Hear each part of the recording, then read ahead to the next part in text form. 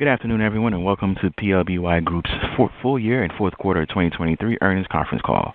Hosting today's call are Ben Cohen, Chief Executive Officer, and Mark Crossman, Chief Financial Officer and Chief Operating Officer. The company will be hosting a question-and-answer session today. To join the queue to ask a question, please press star 1 on your telephone keypad. A confirmation tone will indicate your line is in the question queue. While we wait for the queue to fill, I'd like to hand the call over to Ashley DeSimone of ICR.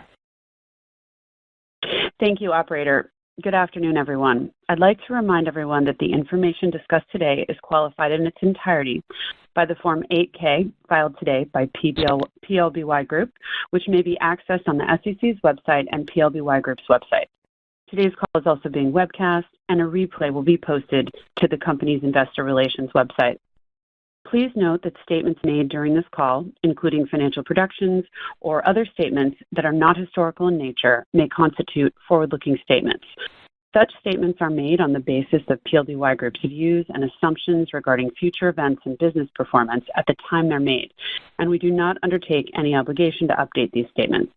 Forward-looking statements are subject to risks which could cause the company's actual results to differ from its historical results and forecasts, including those risks set forth in the company's filings with the SEC, and you should refer to and carefully consider those for more information. This cautionary statement applies to all forward-looking statements made during this call. Do not place undue reliance on any forward-looking statements. During this call, the company may refer to non-GAAP financial measures. Such non-GAAP measures are not prepared in accordance with generally accepted accounting principles. A reconciliation of non-GAAP financial measures to the most directly comparable GAAP measures is available in the earnings release PLBY Group filed with its Form 8-K today. With that, I will hand the call back over to the operator to begin the Q&A session. Operator? Thank you. Again, at this time, we will be conducting a question-and-answer session. And again, if you'd like to ask a question, please press star 1 on your telephone keypad. A confirmation tone will indicate your line is in the question queue. You may also press star 2 if you would like to remove your question from the queue. And for participants using any speaker equipment, it may be necessary to pick up your handset before pressing these star keys. One moment, please, while we poll for questions. Our first question comes from the line of Jason Tilchen with Canaccord Genuity. Please proceed with your question.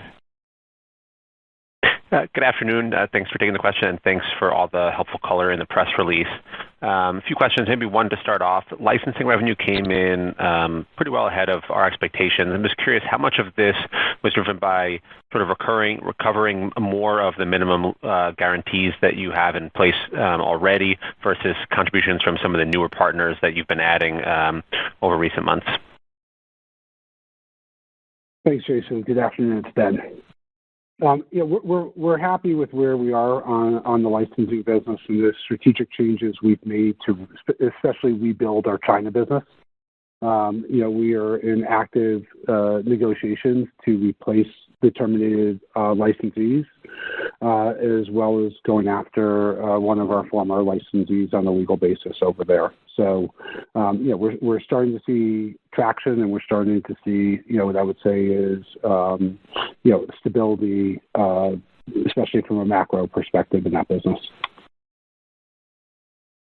Great, that's helpful. And then one I have on Honey Birdette. Last quarter, you talked about how, right now maybe with the market backdrop, it wasn't the right time to sort of look to divest that, but longer term, you didn't see it as part of your core strategy. I'm wondering, given the momentum that business had in Q4, some of the things you laid out in terms of your goals for this year, if that view has changed at all, and sort of a follow-up to that would be, do you see an opportunity to leverage PLBY Club creators to drive some of the organic advertising and marketing that you talked about within your goals for that business this year?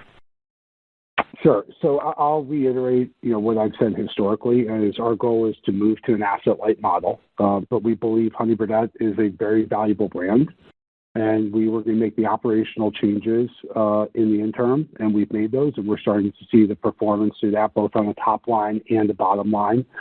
We are in the process of phasing in a 10% price increase this year to the products. We had not really done that, given the mass inflation we've all seen as consumers over the past few years. And we haven't seen any resistance to that from the consumer so far. And so our goal long term is still to find the right owner for that. But in the interim, we are not going to just give away that asset at the wrong valuation for our shareholders as a fiduciary. And so as market conditions improve and the business continues to improve, we're always open to being opportunistic, especially given our debt. Our goal is to delever the company.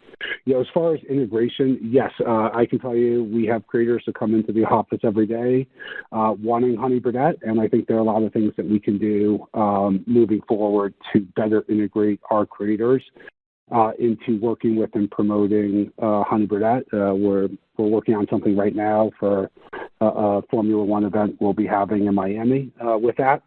No promises, but I think there's other rewards now that we've introduced our tier and point system within the Playboy Club app to reward creators down the road with merchandise as well.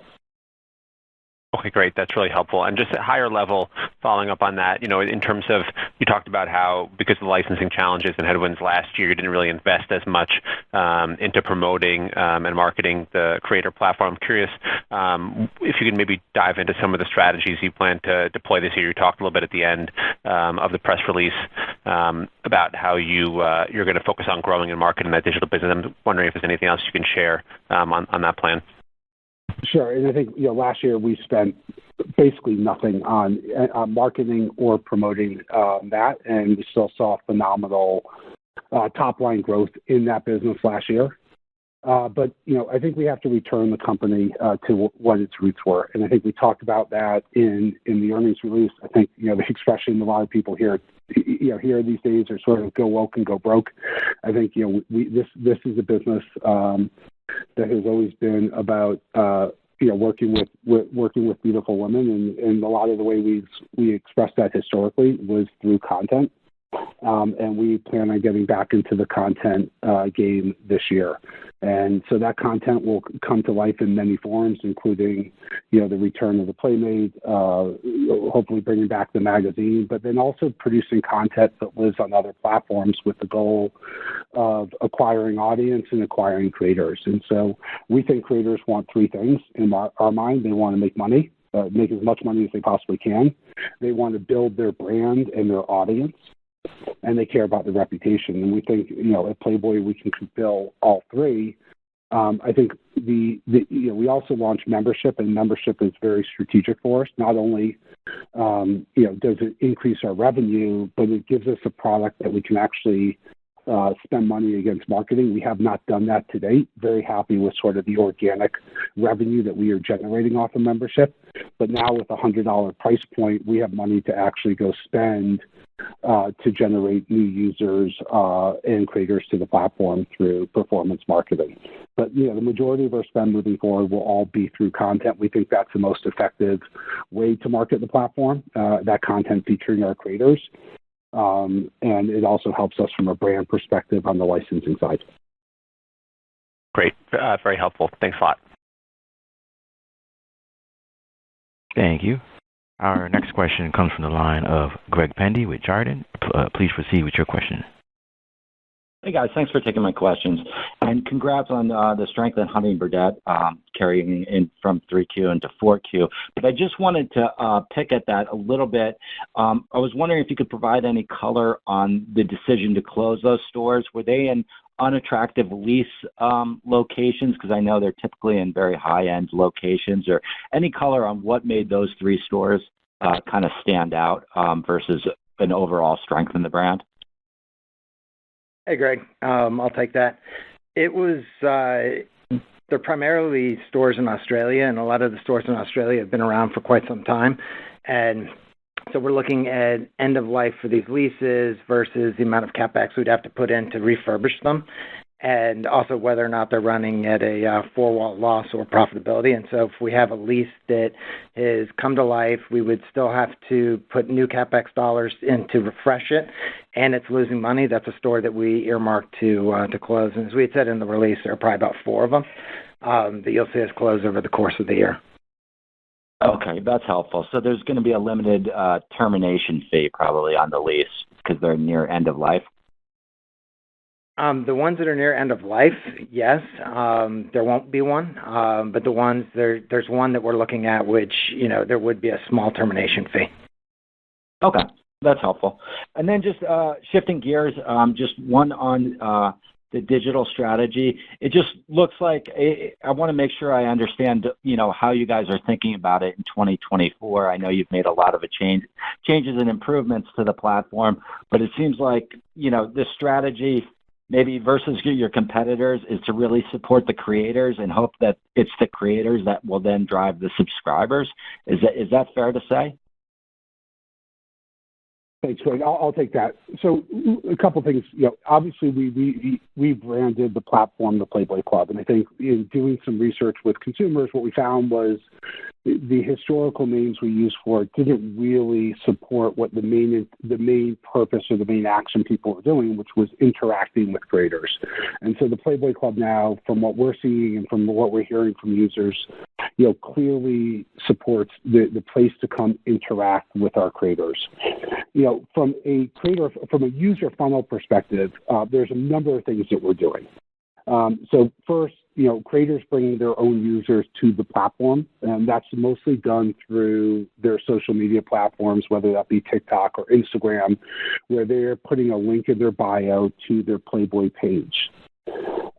We also have users that just come to Playboy because of the strength of the brand. And actually, we recently replatformed our 70 Years of Archives, which was a standalone product that historically had been licensed called iPlayboy, but it was run as a third-party site. And we actually replatformed that into our current code. It sits as part of membership now.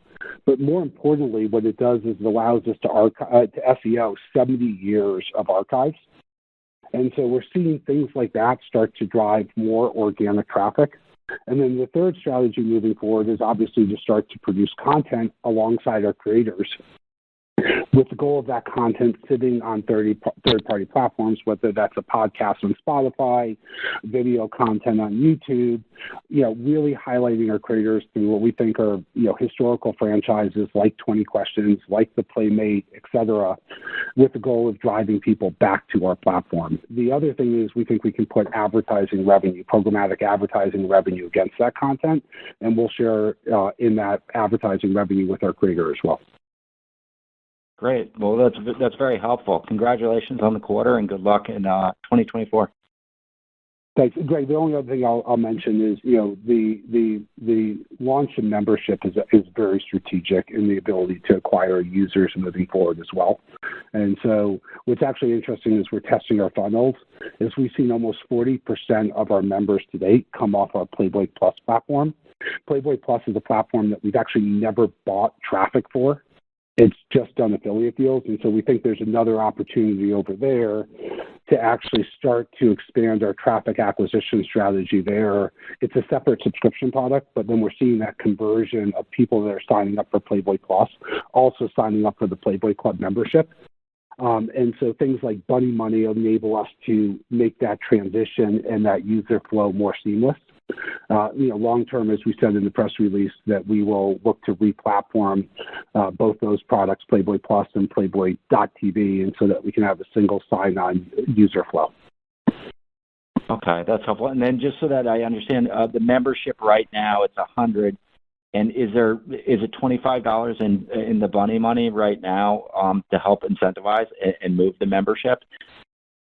So the membership is $199 right now. You get $25 of Bunny Money as part of that to spend on your favorite creators. We think there's use cases to continue to expand Bunny Money to attend Playboy events, Playboy golf tournaments, poker tournaments, et cetera. Right now, it's the primary use is to spend on the creators. And then, long term, we see multiple different tiers of membership, each one being more limited in nature at a higher price point, but unlocking more of the Playboy lifestyle. Okay, and then one final one on the Bunny Money. I know it's bundling the transactions. Does that only lower the fee on your end, or does the user kind of also see the benefit of using Bunny Money? Well, there's multiple different benefits. So we've just started with Bunny Money, but yes, from our perspective, the way our credit card fees work is we pay a per transaction fee as well as a percentage of that transaction. And so if someone is tipping $1, you're paying a per transaction fee every single time someone tips $1. And so by bundling transactions and saying that any transaction under $10 has to be used by Bunny Money, where it's a one-time charge on the credit card. The other thing we heard from users actually was there's too many transactions showing up on people's credit cards, and was there a way to aggregate all those transactions? Bunny Money allows us to do that. Long term, we can use Bunny Money very much like DraftKings and other gaming companies do to incentivize first-time spenders, to incentivize people to come back to the platform that might have churned. And so I think we will continue to let the data speak for itself, but continue to expand the use of Bunny Money long term on the platform. The economics make sense for us. The economics don't change for the consumer or for the creator, and so it makes sense overall. Great. That's very helpful. Thanks a lot. Thank you. Thank you. And we have reached the end of the question and answer session. I'll now turn the call back over to CEO Ben Cohen for closing remarks. I appreciate everyone dialing in for our Q4 and full year 23 results, and look forward to talking to you in a few months on our Q1 results. Appreciate it, everyone. And this concludes today's conference, and you may disconnect your lines at this time. Thank you for your participation.